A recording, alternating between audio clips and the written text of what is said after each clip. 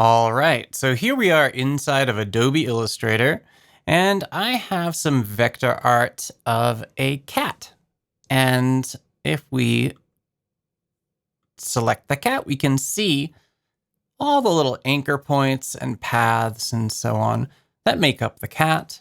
And over on the side here, we can see them expressed as layers, and of course, objects within these layers. So if I use my selection tool here and I make sure the cat is selected, you'll notice that in the contextual taskbar, we have something called Turntable. Now, Turntable uses generative AI to create basically like a giant sprite sheet of all sorts of rotations and tilts and things like that. So if we wanted to just modify this, so it was just sort of rotated a bit differently.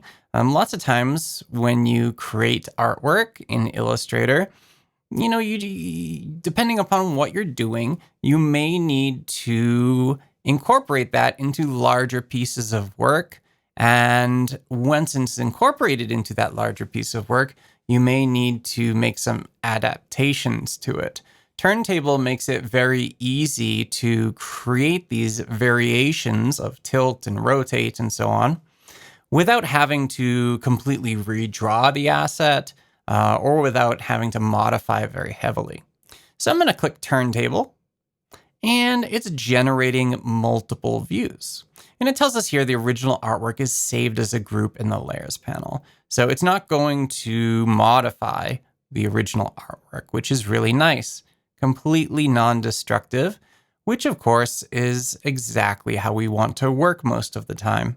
Whether we're working inside of Illustrator here, Photoshop, Premiere, Animate, whatever. All right, so nothing looks different right now. And you can see that we now have our generative object right here. And this is our cat. So inside of the contextual taskbar, we now have the ability to change this rotation. And it looks like we chose the cat and not the eyes of the cat, unfortunately, when we made that selection. So I think I'm going to have to redo that. It's kind of funny. But let's go back. Yeah, that's exactly what happened. So I had chosen the group here, which of course doesn't include any of his details. So make sure to select the full object that you want to apply turntable to before you actually click that turntable button. And it's going to go through again and generate those views. And this works pretty well. There's a similar feature inside of Photoshop called Rotate Object that works on pixels. With that, you have to be much more careful because it tries to imagine, what the pixels look like behind the object. And it does the same thing here with vectors. It imagines what everything looks like at different views. But in Photoshop, it's more tricky. So we can see here, there's the original cat group, and it's been hidden. And then here's my new generative object. So now, yeah, there we go. Now as I rotate, it goes through. Oh, his eyes are like bugging out of his skull right there. That's fun. So like a lot of this stuff, you probably only want to, make small adjustments.